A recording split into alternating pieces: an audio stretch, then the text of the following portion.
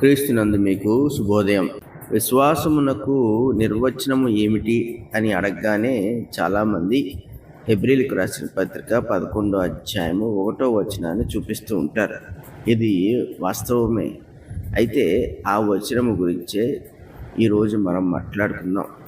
ఎంతవరకు ఇక్కడ చెప్పబడుచున్న విశ్వాసము మనలో ఫలితాన్ని కలుగు చేస్తుంది? మన విశ్వాసము ఎంతవరకు మనకు దేవుని గూర్చిన సంగతులను బట్టి, ప్రభువును గూర్చిన సంగతులను బట్టి, లేక దేవుడు అనుగ్రహించుచున్న వాటిని బట్టి, అనుగ్రహింపబోచున్న వాటిని బట్టి మనకు నమ్మికను కలుగు చేస్తుంది అనేది కూడా మనం ఆలోచన చేయాలి. ఎందుకంటే వాక్యములో ఉన్న అర్థము, ఆ అర్థముకున్న జ్ఞానము లేకుండా పదే పదే ఇదే వచనాన్ని వల్లించడం వల్ల మన విశ్వాసము వృద్ధి కలగదు, విశ్వాసములో మార్పులు జరగవు, లేక విశ్వాసము మనల్ని బలవంతులుగాను చేయదు.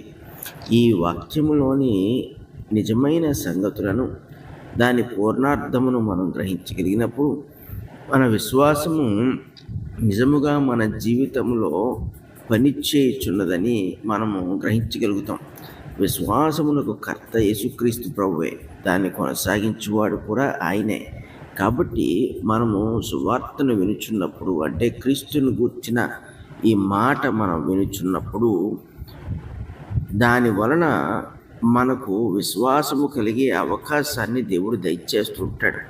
మన హృదయం ఎప్పుడైతే ఆ వాక్యము పట్ల ఆసక్తి కలిగి ఉంటుందో, స్వీకరించే మనస్సును మనము కలిగి ఉంటాము, మనకు విశ్వాసమును దయచేయచ్చు.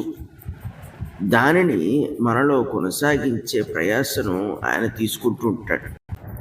ఇలాగ విశ్వాసము మన హృదయాల్లోకి చేరితే విశ్వాస సంబంధమైన సంగతులన్నీ కూడా ప్రభు వల్ల మనకు చేరుతూ ఉంటాయి.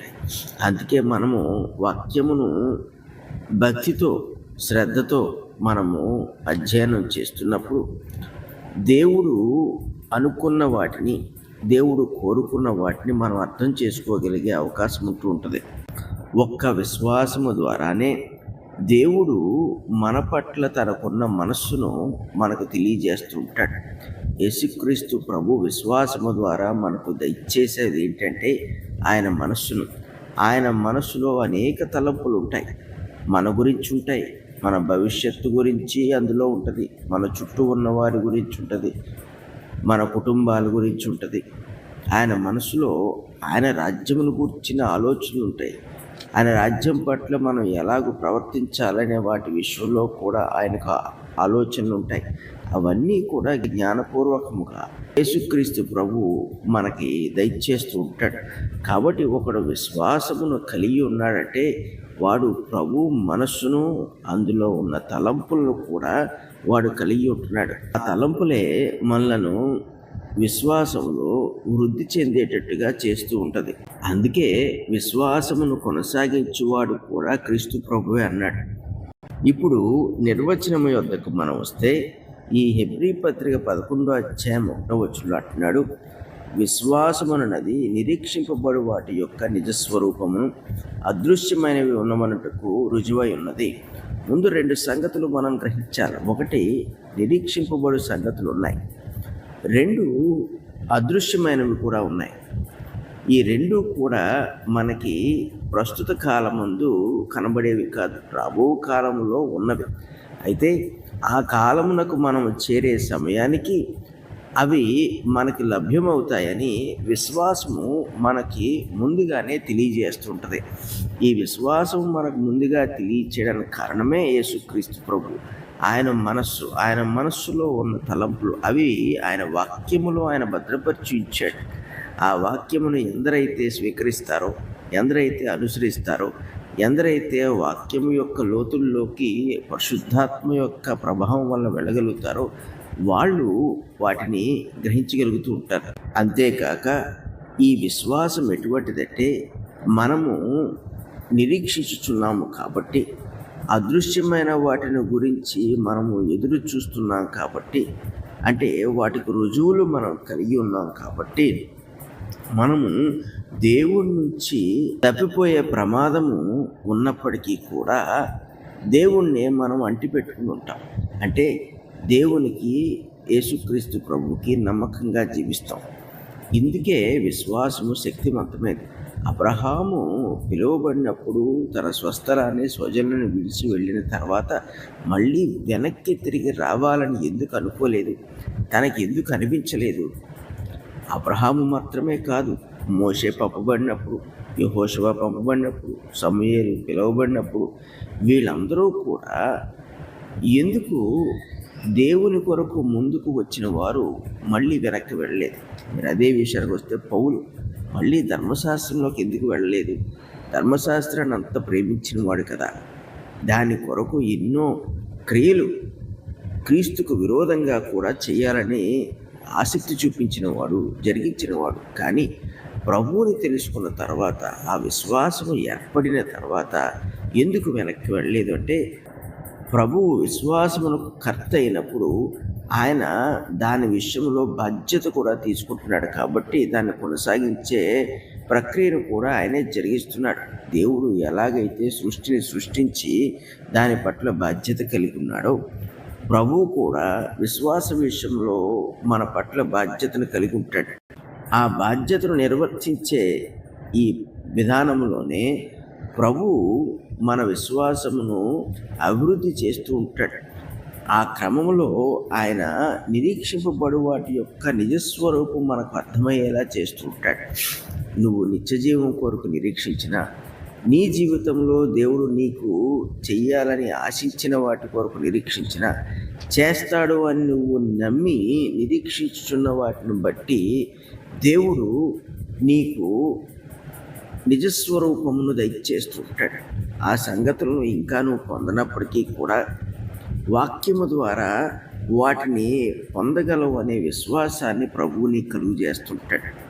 కాబట్టి నీ విశ్వాసము అంతకంతకు వృద్ధి చెందుతూ ఉంటుంది.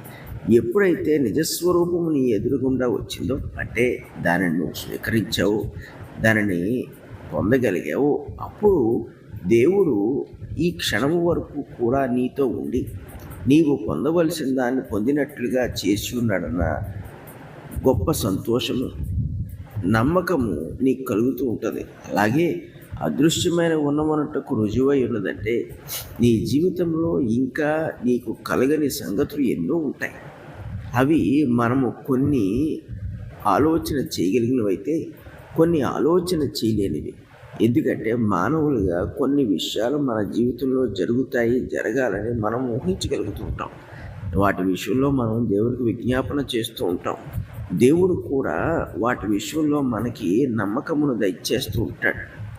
అయితే అవి ఇంకా అదృశ్యమైనవిగా ఉన్నవి గనక యేసుక్రీస్తు ప్రభువు వాటి విషయంలో దయచే విశ్వాసమును బట్టి మనము అవి కలిగినట్లుగానే జీవిస్తూ ఉంటాం. రెండు, మనకి తెలియని సంగతులు కూడా ఉంటాయి మనం పొందవలసినవి. అవి ప్రభు చేతిలో ఉంటాయి. ప్రభు మన జీవితాల ద్వారా ఏవైతే సాధించాలని నిర్ణయిస్తాడో, ఏవైతే ఆయన మహిమార్థమై మన ద్వారా జరిగించాలని కోరుకుంటుంటాడో, అంతేకాదు మన సంతోషం కొరకు ఆయన ప్రత్యేకంగా ఏర్పాటు చేసిన సంగతులు ఉంటాయి. ఇవన్నీ కూడా మన దృష్టికి వెంటనే కనబడవు. కాబట్టి అవి ఉన్నాయన్న రుజువులను దేవుడు, యేసుక్రీస్తు ప్రభువు మనకి వాక్యము ద్వారా పరిశుద్ధాత్మ యొక్క సహాయంతో అనుగ్రహిస్తూ ఉంటాడు. ఇప్పుడు మన విశ్వాస జీవితము పరిపూర్ణమైనది, పరిశుద్ధమైనది. విశ్వాసం అంటే కేవలం ఏదో కలిగి ఉన్నామని జీవించడం కాదు. విశ్వాసం అంటే ప్రభువు మనస్సులో ఉన్న సంగతులను గ్రహించి ఆయన ఆ సంగతులను మన ద్వారా నెరవేర్చి మహిమ పొందాలనుకుంటున్నాడన్న సంగతిని మనము అంగీకరించి మన జీవితమును దేవునికి అంకితము చేసుకుని జీవించడమే విశ్వాసము. కాబట్టి నువ్వు ప్రార్థన చేసినప్పుడు, వాక్యమును ధ్యానం చేసినప్పుడు నిరీక్షింపబడు సంగతులు ఉన్నవని, అదృశ్యమైన ఉన్నవని నువ్వు గ్రహించి ముందుకు వెళ్ళుచున్న సందర్భాల్లో నువ్వు అర్థము చేసుకున్న సందర్భంలో విశ్వాసములో వృద్ధి చెందుతూ దేవునికి ఉపయోగపడే వ్యక్తిగా ఈ భూమి మీద నీ జీవితాన్ని నువ్వు మలుచుకోగలవు. పరిశుద్ధుడగు ప్రభువా, కృపగల దేవా, మీకు స్తుతులు స్తోత్రాలు. ఈ విశ్వాసమును మీరు ప్రారంభించి మాలో కొనసాగించు. మాకు పరిపూర్ణమైన జీవితము ఈ భూమి మీద లేనప్పటికీ ఆ పరిపూర్ణత వైపు మమ్మల్ని నడిపించుటకు మీరు చేసిన ఏర్పాట్లన్నింటినీ కూడా విశ్వాసము ద్వారా మాకు కలుగుజేయించినందుకు మీకు స్తుతులు స్తోత్రాలు. మీ అంతరంగంలో ఉన్న తలంపులు, ఆలోచనలు నాయన, మరి నీ వాక్యమును విని గ్రహించి దాని అధ్యయనం చేస్తున్నప్పుడు మాలో మీరు కట్టుచున్న విశ్వాసమును బట్టి అవి అర్థమవునట్లు మీరు చేయుచున్న ఈ గొప్ప ప్రక్రియను బట్టి మీ కృతజ్ఞతాసు చెల్లిస్తూ యేసు నామములో అడుగుచున్నాం తండ్రి. ఆమేన్.